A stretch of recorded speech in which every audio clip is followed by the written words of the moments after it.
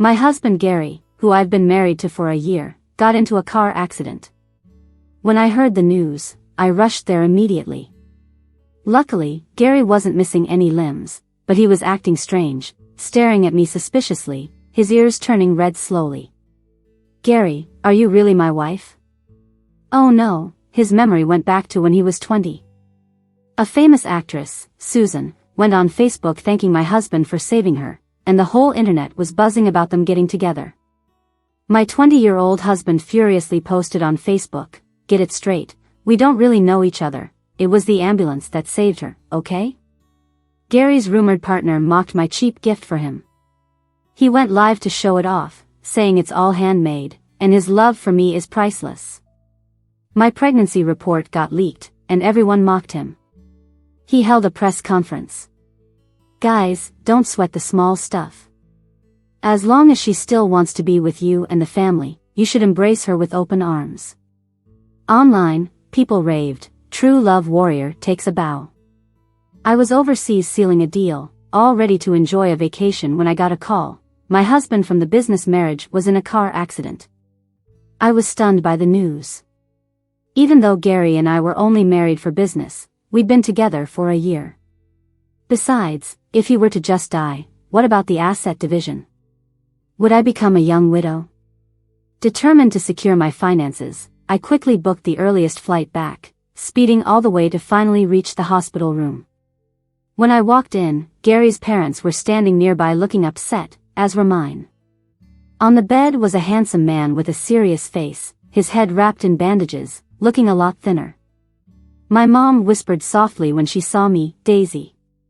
Gary murmured, "Daisy. Are you really my wife?"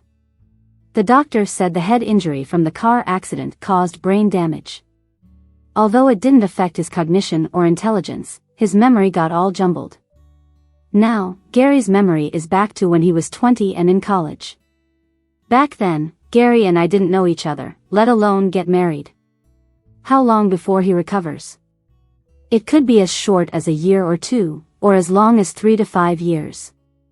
There's nothing to do but wait. After confirming everything, Gary's parents left.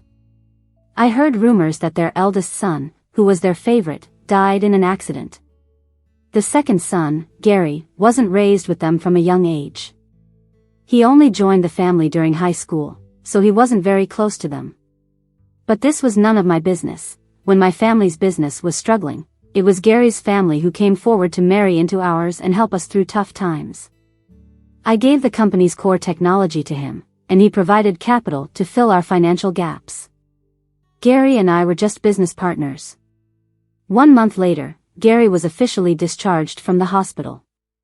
This past month, I ran back and forth between my company and the hospital, and now, it was finally a bit of a relief. Gary grumbled, "Why are you so tired? You only visited me once a day for 30 minutes. Do you even consider me your husband anymore?" I shot him a glare, and he mimed zipping his lips, signaling for silence. 20-year-old Gary was far more lively and energetic than his 25-year-old self. Over the past month, I communicated with Gary daily. I explained the current situation. He graduated college, joined the company to take over the family business, and we got married. It's been a year since then. After a few conversations, he finally got the timeline straightened out. I took a sip of water, watching him squirm uneasily, and kindly asked, "What's up? Did you get hemorrhoids?"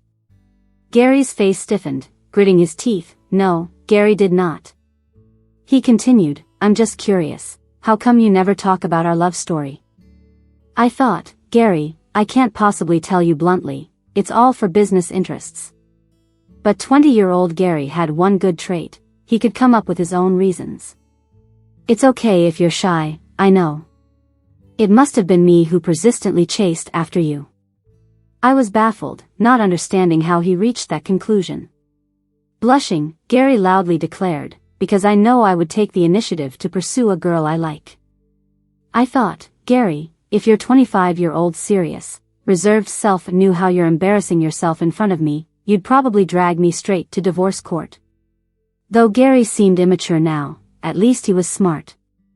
With muscle memory and my guidance, he quickly adapted to management work after being discharged. We had a pleasant and friendly week at our villa. Finally, I had a day off and was planning to sleep in but got woken up by the piercing ring of the phone. That day, it was my dad yelling on the line, "Daisy, you better deal with that trending topic immediately." He hung up abruptly. Typical of his dictator-like, aggressive, macho personality. I reluctantly opened Facebook to see the top trending topic, Susan and Gary. Susan posted, "I got in a car accident last month. Now that I'm healed, I sent a special thanks to Gary before returning to work." Commenters below were all buzzing. Wow, is Susan marrying into a rich family? Gary's always been so clean, not getting too personal with women. Is this the real deal? Actually, Susan is quite nice, with decent acting skills. A hot actress and a cool CEO, I'm on board. Susan picked a few replies, essentially saying Gary would have to wait because she wasn't ready to marry yet. Fans showered them with blessings, even suggesting Gary should marry her. Since my marriage to Gary was for business, we only registered the marriage quietly and kept it private, making misunderstanding likely. Just as I was about to contact PR for a solution, Gary went and posted on Facebook. "Gary, get it straight, we're not close. We were both saved by the ambulance. Go thanks the medical staff instead, and stop trying to connect yourself to me." With that tone and content, no one would have linked it to the usually aloof Gary. The internet exploded, with many suspecting Gary's account got hacked. I burst into Gary's room, snatching his phone to stop him from typing any more posts. "What are you doing?" Gary looked innocent. I was clarifying, "Babe, don't be mad, but even though we rode in the same car that day, please believe me, I don't even know her." "Is that really the issue?" I chuckled bitterly. "Alright, don't mess everything up. I'll have someone handle it." Gary protested, "But honey, you gotta trust me, I'm clean." I couldn't help but laugh. "Didn't you date anyone before marrying me?" With a righteous face, he replied, "Did I never tell you? I believe in the saying that chastity is a man's best dowry." I said, "Gary." Even though it started as a misunderstanding, it ended up having a good effect. Those misleading gossip bits didn't affect Gary's company's products. In fact, some rebellious netizens went and bought them. The turnaround was so fast, like a tornado. See, didn't I say Susan's image was a single beauty who doesn't like guys? How could she be with Gary? At night, Gary lay in bed and proudly read me the comments. He finally grinned. How did I do? Quick and efficient, right? Now, he feels like a kid to me. I'm already a year older than him. Now with his memory loss, he feels even younger. Alright, Gary, you're impressive. Gary sat up a bit awkwardly, muttering something. I didn't catch it and asked him to repeat. He turned bright red from neck to face and exclaimed, I said, should there be a reward for doing well? What, Gary wants a reward? I cracked up and agreed to his request. Gary asked if we had done those things in the year we were married. I nodded slightly.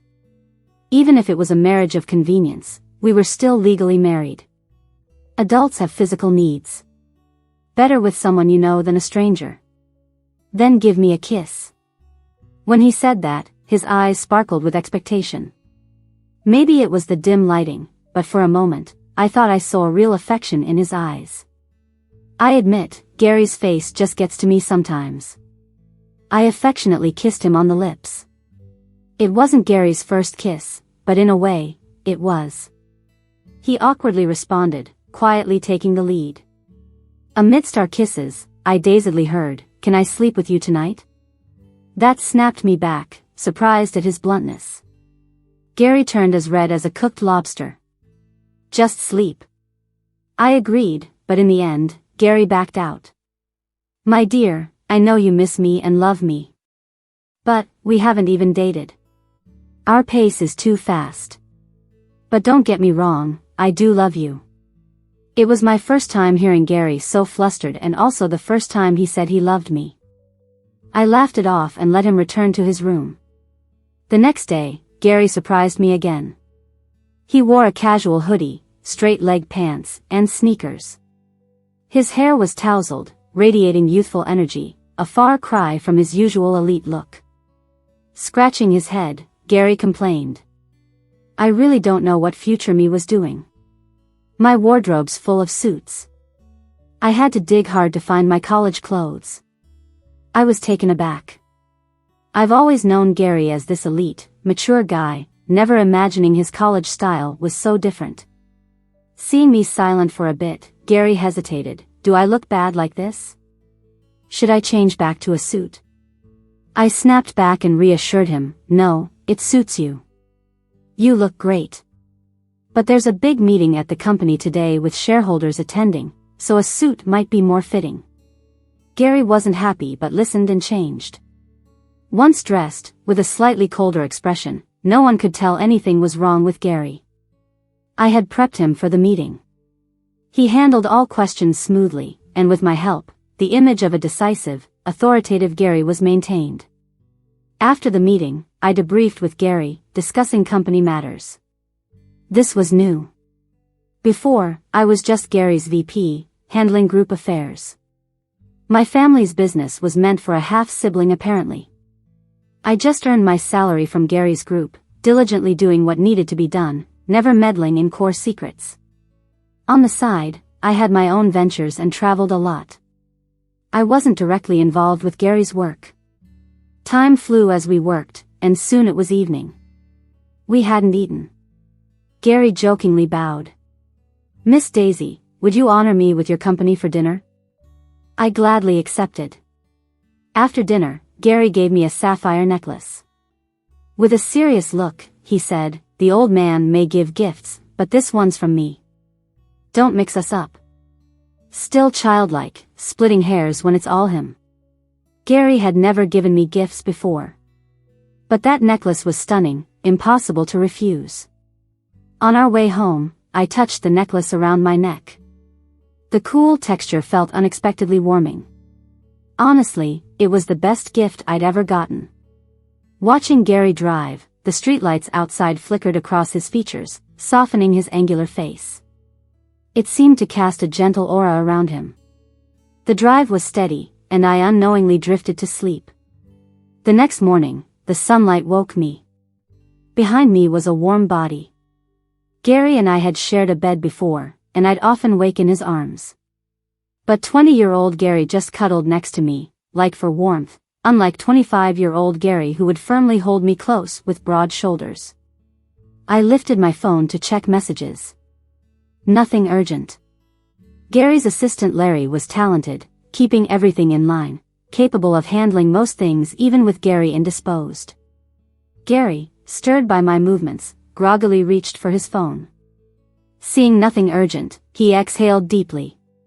Being the CEO is exhausting, constantly checking messages, busier than college. College group chats had daily tasks too, it was so annoying. Why on earth did I become a CEO? Gary mused. His words made no sense. If not to take over the family business, then what? I'd never heard him complain before. He was always such a capable person. Gary downloaded the game and logged in smoothly. It had been a while, so we weren't sure what Gary would think.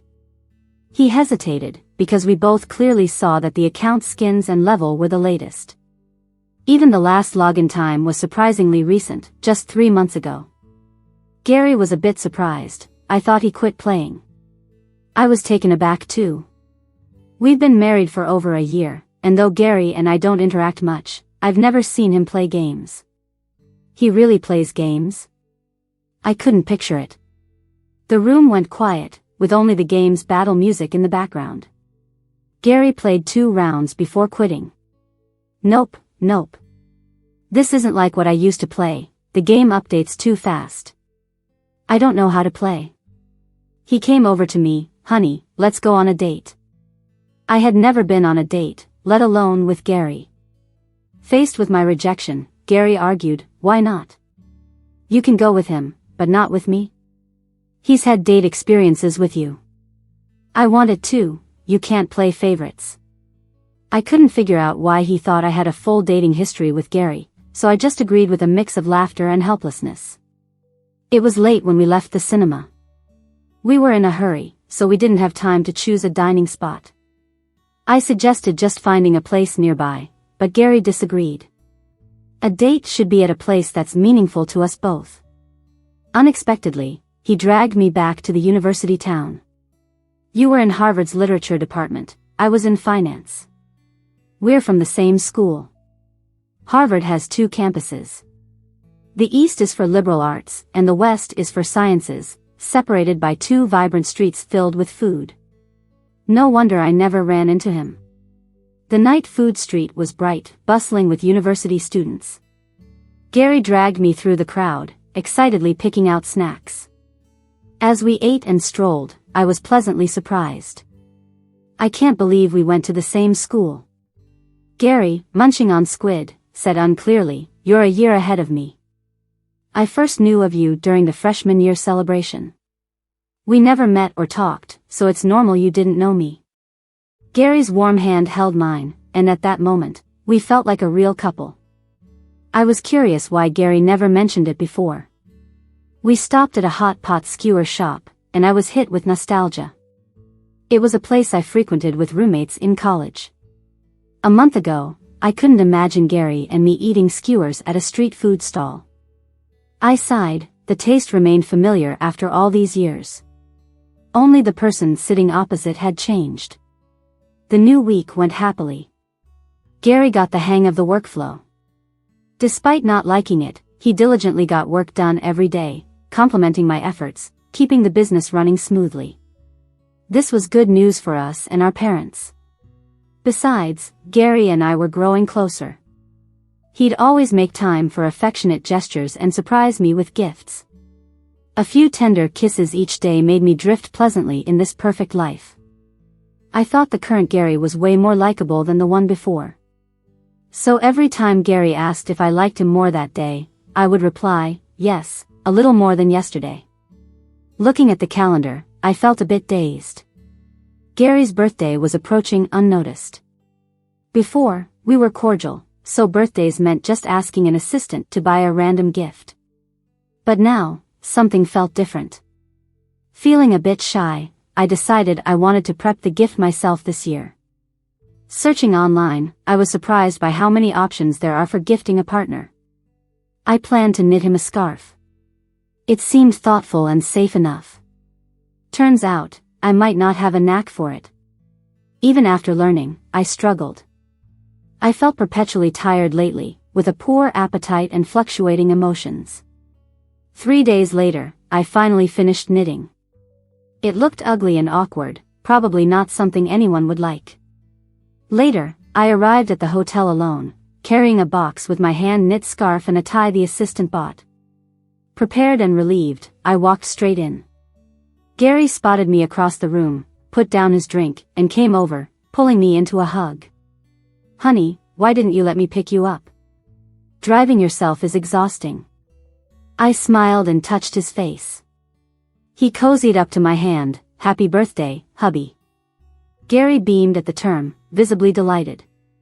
Just then, there was commotion near the door. Someone in the crowd shouted, "It's Jenny." Jenny, a world-famous model, never attended commercial events but once shockingly did a special endorsement for a clothing brand under Gary's group. She and Gary were pictured together at the launch and red carpet, stirring tabloid rumors. The place buzzed with flashing cameras. Everyone wanted the scoop on the model and CEO's drama. Jenny ignored all the attention, walking straight to Gary, bypassing me. She handed her gift over. "Gary, happy birthday. These are custom gemstone cuff links I designed, crafted by a German master. Hope you like them."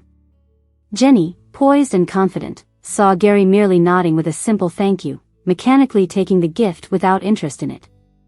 Finally, Jenny noticed me, perhaps thinking I was another woman pursuing Gary. With a hint of amusement, she said, "Is this young lady also here with a gift for Gary?" Hearing her talk about Gary just rubbed me the wrong way. Felt a bit bitter. I interrupted Gary and said, Does Miss Jenny also want to see the gift I got for Gary? It was the first time I called him Gary and it seemed to throw him off. In front of everyone, I opened the gift box and showed the scarf I stayed up for nights to make. Jenny made no effort to hide her sarcasm and disdain towards me. This lady is really something. Do you not know Gary's worth? Giving such a cheap gift, who do you think you're insulting? Everyone started whispering, mocking my shabby, ugly scarf. The anger clouding my mind cleared up, and I regretted my impulsiveness. But before I could pull out the tie and try to salvage the situation, Gary stepped in. He sincerely picked up the scarf Jenny mocked and put it around his neck. My wife's handiwork may not be top-notch. It might not please Miss Jenny, but it's just perfect for me. Her heartfelt intentions mean more to me than Miss Jenny's jewel cufflinks. Jenny's face turned pale, and she seemed ready to faint. She looked pitiful as she awkwardly and sadly made an excuse to leave. My heart felt just like that scarf, protected and cherished by Gary, warming me all over. After the birthday party, I found out someone had posted the scarf online with the caption, "Gary's wife's gift." The internet exploded with laughter over my cheap gift. Gary's gift is so ugly. Looks super cheap too. Is Gary's family short on cash for a decent gift? She didn't even want to bother preparing, and it's summer, why give a scarf? Clearly, she doesn't like Gary. Heard Gary and his wife are on shaky ground, married secretly so they can both do their own thing. They hardly see each other all year. Remembering a birthday is impressive enough. Where's the love in these rich families? All about fooling around. Betting Gary ticked her off, so she got him crappy gifts on purpose. That must be from a street vendor. Even a random buy should be better than this. That scarf's obviously full of loose threads. I was embarrassed about the stir I caused and hadn't thought of a way to make it right. Then Gary went and did something big again. He went live. In the live stream, Gary held up the scarf and talked non-stop. People who didn't know would think it was a new product launch. Look at this yarn, soft and delicate. Feels great on the neck. Look at this style, loose and classy. The stitching, bold yet original, suits my vibe. This gift was handcrafted by my wife. Her intention is priceless. Don't measure love with money. She could spend $790 on a tie, but chose to make a scarf by hand. You're just sour grapes. Did your wives make gifts for you? He ended with a sigh, playing it off with fake frustration but real bragging. Oh, what can I do? My wife just loves me too much. Chat comments, Gary, maybe don't be loved so much. Me, Gary's gonna sink this ship when it gets to the bridge. Later, while eating, I felt nauseated and ended up throwing up despite the feast our cook prepared. Gary seemed worried, nagging that I'd overworked myself and needed to see a doctor. Without skipping a beat, he gave our cook some days off and decided to cook for me himself. Surprisingly, Gary made some light nutritious porridge and fresh, tangy pickles that really awakened my appetite, with no trace of nausea. Gary explained, maybe you didn't know, but before I got brought back home by my parents, I lived with my grandparents in the countryside. They were old and had tons of farm work. Their income barely funded my schooling, so the job of making meals fell to me. The man in front of me wrapped up his past, grinning as he added, I'm not like that fancy brother I've never met. He was the real rich kid. I suddenly remembered a rumor I heard ages ago. Gary's family was a self-made success story. His brother was born the year the family business went public, silver spoon and all. Gary's journey was not the same. During the company's growth phase, they went for expansion abroad, and then Gary's mom unexpectedly got pregnant with no time left for a proper decision. They decided to keep the baby, enter Gary. But his parents were too busy and left him with his grandparents while they moved overseas for business. People used to joke that if not for the elder brother's untimely passing, Gary's family might have never remembered the wild child growing up in the countryside.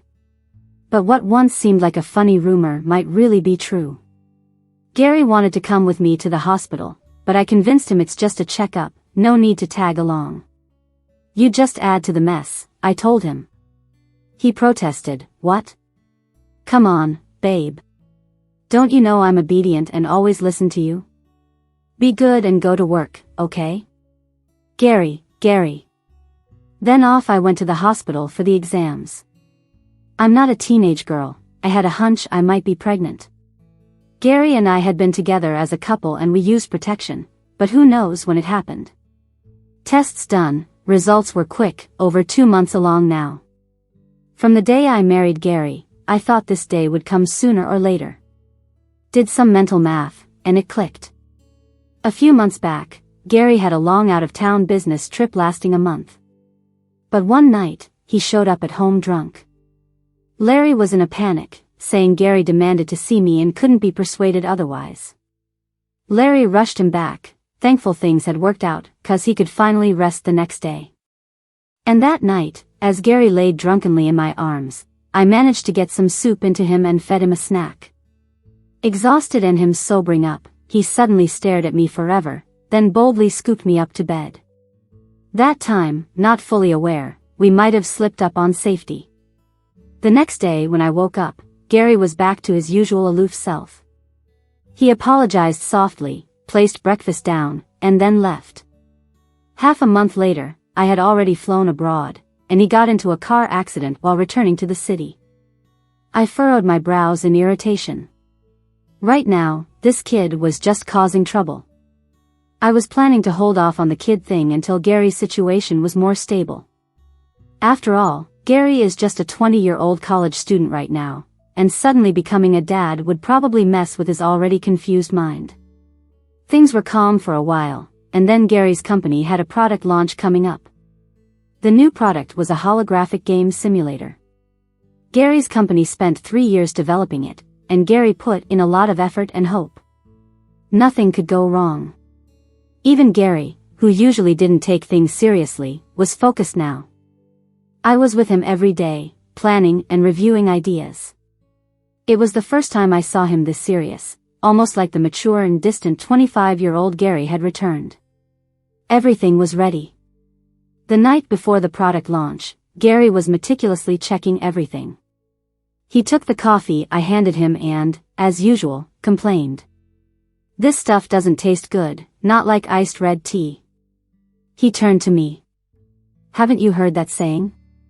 Iced red tea, cold is like a national treasure, warm is like horse urine. Me, Gary, what other surprises do you have that I don't know about? Seeing me holding plain water, he seemed to remember something else. Oh, do you want milk tea? Or grape yogurt with bubbles, 50% sugar? I found it odd. That was my favorite flavor in school, but I hadn't had milk tea since I got married. How did he know? I didn't reply. Gary didn't mind, like he was used to it. He turned towards the podium. Tomorrow, he was going to speak there. I was still wondering if 25-year-old me had changed. Now I realized, I was still me, I hadn't changed, and I wouldn't. Gary mumbled to himself for a while. I didn't understand, and he made no effort to explain. The product launch went smoothly the next day. Gary dressed like a top executive, confidently and elegantly introducing the new product. He handled media and reporter interviews without a hitch. Larry was worried Gary might stumble and had backup plans ready, but Gary was better than we expected. Even with unexpected topics, he handled them perfectly. Once the product was live, sales exceeded our expectations. Everyone was relieved, and Gary generously gave out bonuses and time off. But in smooth sailing, there are always some who can't stand it. The next day, the top trending topic was Gary, the fool. Someone leaked my pregnancy report, and matched it with Gary's schedule, showing I got pregnant while he was away. Pretty soon, more phrases were trending. Gary's incompetence, Daisy's infidelity. Real wealth, fake love. I even thought Gary and Daisy were the rare genuine couple in an elite marriage, but it turns out they're just like the rest. From the gifts Daisy used to give, it was obvious she didn't like it much. Maybe the couple knew, and we're the ones who got played. I felt duped by their live stream. Gary, what's real? tell me what's real. I know most elite marriages are a sham, with many having affairs and kids outside. But I've never seen anyone as bold as Gary. The gossip was starting to go south, hinting at impacting the product's sales. Elite scandals are plenty, and whether people know about them or they're hidden, they wouldn't affect the company. But a public internet backlash would hurt the company's reputation, something no businessman would accept. I wanted to call Gary right away, but my father's call came first. As soon as I answered, he started with the expected yelling. "Daisy, how could you cheat? I don't care how you play outside, just don't make it big or affect our family business. You better post an apology, take care of that kid, and make it up to Gary. Or I'll act like you don't exist." I paused silently, then interrupted him. "Dad, I'm your real daughter. Don't you trust my character?" The line went dead, leaving me feeling alone. Even my father doesn't trust me. Will Gary, this 20-year-old Gary without memories, believe me? Another call came through. It was Larry. Larry sounded desperate even over the phone. "Ma'am, please watch the live stream. Gary's held a press conference on his own. He didn't consult anyone, the shareholders are in chaos. 20-year-old Gary is bold. Like a tiny boat crashing into a huge iceberg, without caring about consequences. In a suit, looking sharp, you'd never guess he was speaking on improving couples' relationships, being the perfect husband. Friends from the media and marketing accounts, I've heard your claims. First, let me state, no matter what, I believe my wife, Mrs. Daisy. So, I ask uninformed netizens to hold off and stop smearing my beautiful, gentle, and talented love. Second, it's my fault for being too busy to accompany my wife, not providing emotional support, and leaving her feeling insecure. Men should put family first and return home. I failed in this, yet my wife didn't blame me and kept our marriage intact. What does that say? That she loves me to bits. Finally, I advise gentlemen to ease up, and not pressure wives. Keep open hearts. Having a good life together is the most important. Men, don't be petty. As long as she's still willing to stay with you and return home, nothing outside compares to you. You should endlessly accept her and hold her heart. Everyone present, Gary. Live stream viewers, Gary's nuts. I've got to admit, some of what Gary says makes sense.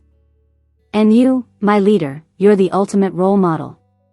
The contemporary warrior of true love.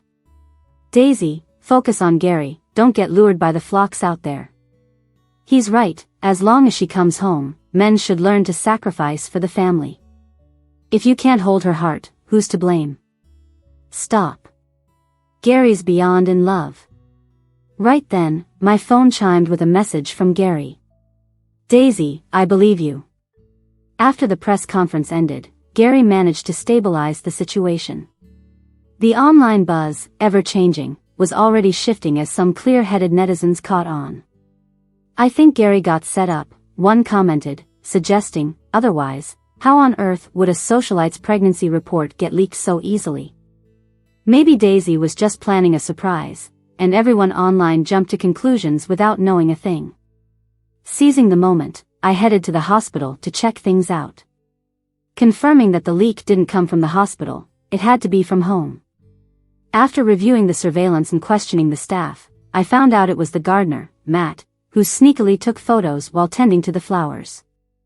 Matt confessed to being paid to snap something from the study room, but with all vital documents locked away, he stumbled upon my pregnancy report on a shelf. Needing the cash, he half-heartedly photographed and sent those instead. I fired him and reported to the police for any necessary legal action. When Gary returned, I filled him in on the details. He furrowed his brows, and for a fleeting moment, he seemed more and more like the Gary I once knew. Matt wasn't sure who was behind the scheme, but he hinted at Foresight Tech, a rival of Gary's company, Wisdom Group. Foresight would stop at nothing to turn public opinion against Gary after Wisdom's latest product success.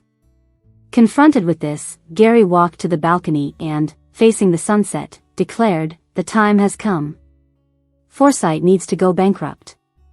Throughout the evening until it was time for bed, Gary didn't mention the baby.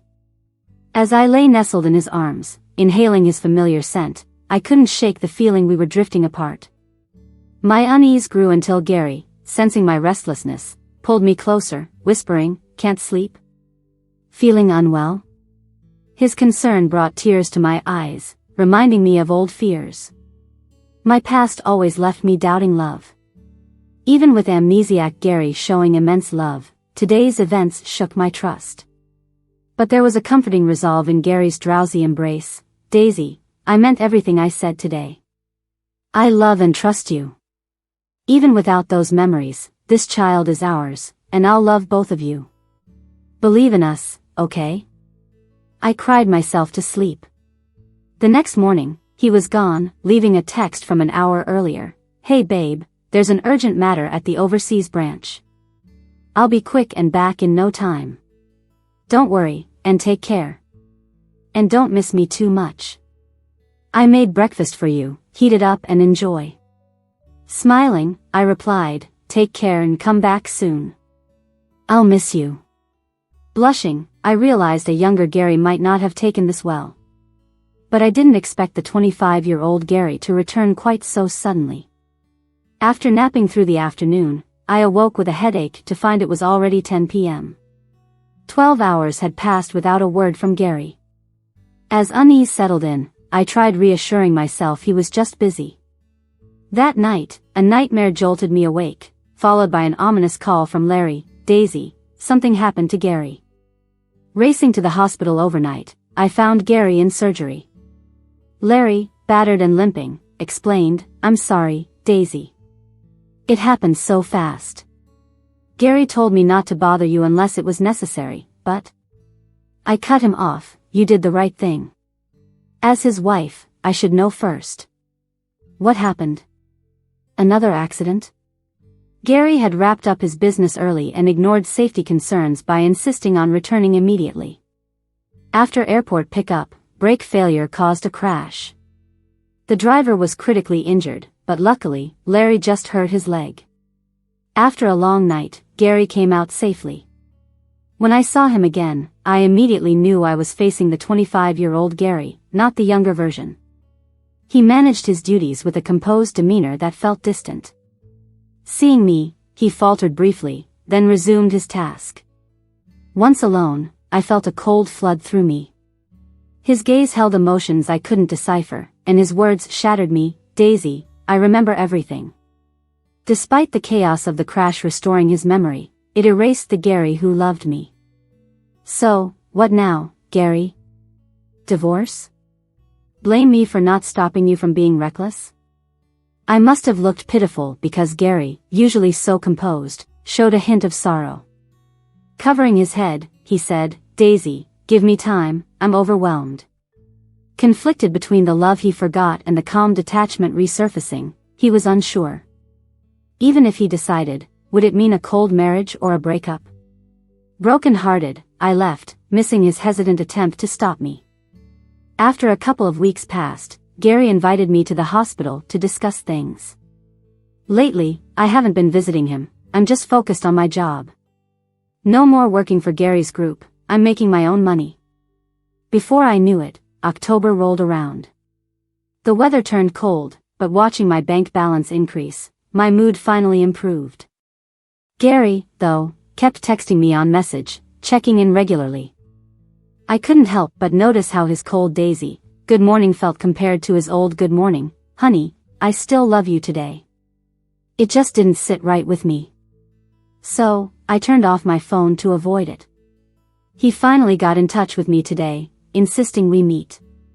I figured, why keep denying myself? I grabbed a cab straight to the hospital. Gary wasn't hurt too bad, but he did get a second bump on the head, so the doctors wanted to keep him a few days to be safe.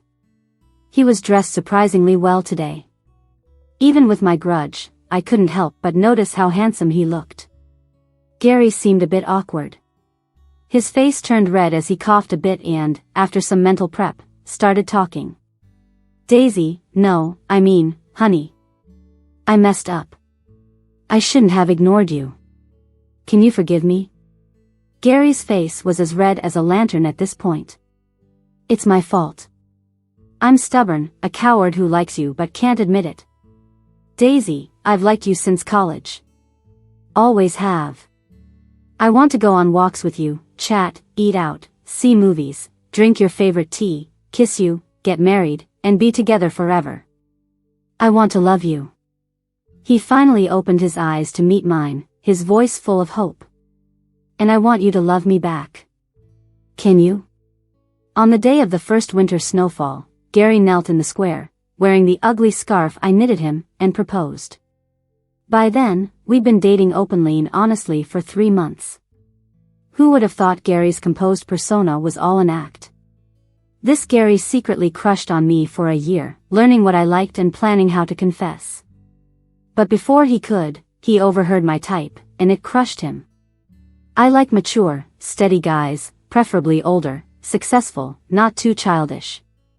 It wasn't serious, just something I said to brush off my friend who, having found a boyfriend, was pushing me to find my own. Gary graduated and planned to chase his dream job in the gaming industry. But when he heard the family's finances were in trouble, considering a marriage alliance, he decided to take over the family business. A year later, he succeeded in marrying me. I could only roll my eyes at the whole thing. Someone recorded the proposal and put it online, showing me slipping the ring on while Gary cried out, "Wife." We later had a grand wedding. Afterward, Gary wanted a new profile picture that'd show he was married and blissfully happy. But nothing fit. Finally, I snapped, why not just use our ID photo? That shut him up, but I felt a twitch in my eyelid, trembling as I opened my phone. Gary had changed all his social media avatars to our marriage certificate photo. He even posted on Facebook, captioning it, "If you dare harm my lady's wings, I promise to destroy your entire paradise."